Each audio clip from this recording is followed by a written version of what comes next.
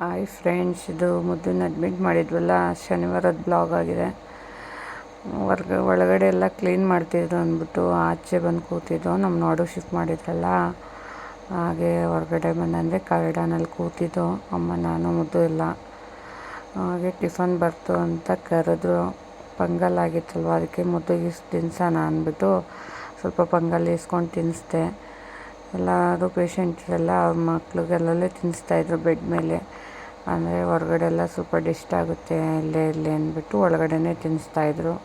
ರೌಂಡ್ಸ್ಗೆ doctor ಬರ್ತಾರೆ ಅಂತ ಹೇಳಿದರು. ಸ್ವಲ್ಪ ಲೇಟ್ ಆಗುತ್ತೆ ಅಂದ್ಬಿಟ್ಟು ನೆಬ್ಯುಲೇಷನ್ ಕೊಡೋಣ ಅಂದ್ಬಿಟ್ಟು ಮುದ್ದು ಕರ್ಕೊಂಡೋಗಿ ನೆಬ್ಯುಲೇಷನ್ ಕೊಡಿಸ್ಕೊಂಡು ಬಂದೆ. ಎಷ್ಟೊತ್ತು ಡಾಕ್ಟ್ರು ಸಹ ಬಂದರು.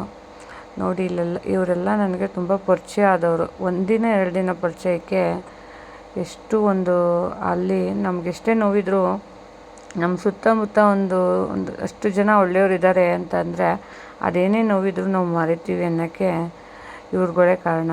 ನಿಜ, ಅಲ್ಲಿ ಅವ್ರು ಯಾರು ಏನು ಎತ್ತ ಏನೂ ಗೊತ್ತಿಲ್ಲ. ಅವ್ರವ್ರ ಮಕ್ಳನ್ನ ಕರ್ಕೊಂಬಂದಿದ್ದಾಗ ಅವ್ರವ್ರ ನೋವಿರುತ್ತೆ. ನಮ್ಮ ಮಕ್ಕಳೆಲ್ಲ ಹುಷಾರಾಗ್ತಿದ್ದಾರೆ ಅಂದಾಗ ಅವ್ರ ಮುಖದಲ್ಲಿ ಸ್ವಲ್ಪ ಖುಷಿ ಅನ್ನೋದು ಕಾಣುತ್ತೆ ಅನ್ನೋದು ಇವ್ರು ನೋಡೇ ತಿಳ್ಕೊಂಡೆ. ಈ ಹುಡುಗಿ ದಿವ್ಯಾ ಅಂತ, ನನ್ನ ಮಗಳನ್ನಂತೂ ತುಂಬ ಹಚ್ಕೊಂಡ್ರು. ಹಾಗೆ ನಾನು ಸ್ವಲ್ಪ ಎತ್ಕೊಳ್ಳಮ್ಮ ಅಂದರೆ ಚೆನ್ನಾಗಿ ಎತ್ಕೊಂಡು ಆಟ ಆಡಿಸ್ಕೊಂಡು ಅವಳ ನೋವು ಮರೆಸ್ಕೊಂಡು ನಮ್ಮ ನೋವು ಮರೆಸ್ಕೊಂಡು.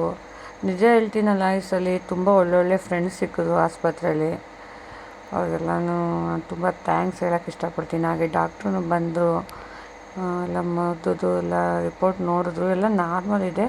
ಬಟ್ ಆದರೂ ಒಂದು 2 ಡೇಸ್ ಇನ್ನೊಂದು ಸ್ವಲ್ಪ ಕೆಮ್ಮಿದೆ, ಅದು ಕಮ್ಮಿ ಆಗಲಿ ಅಂತೇಳಿ ಇನ್ನೂ 2 ಡೇಸ್ ಇರಿ ಅಂತ ಹೇಳಿದ್ರು. ಓಕೆ, ಪರವಾಗಿಲ್ಲ, ಯಾಕಂದರೆ ಬಂದಿರೋದೇ ಉಂಟಂತೆ. ಇನ್ನೂ 2 ದಿನ ಎಕ್ಸ್ಟ್ರಾ ಆದರೂ ಪರವಾಗಿಲ್ಲ, ಹುಷಾರು ಮಾಡಿಕೊಂಡೇ ಬರೋಣ ಅಂತ ಹೇಳಿ ನಾನು ಸಹ ಆಯಿತು ಸರ್ ಇರ್ತೀನಿ, ಹಾಗೆ ಆಯಿತು ಸರ್ ಅಂತ ಹೇಳಿದೆ ನಾನು ಸಹ. ಓಕೆ ಗಾಯ್ಸ್, ನೆಕ್ಸ್ಟ್ ಬ್ಲಾಗಲ್ಲಿ ಸಿಗ್ತೀನಿ. Thank you for watching. Bye.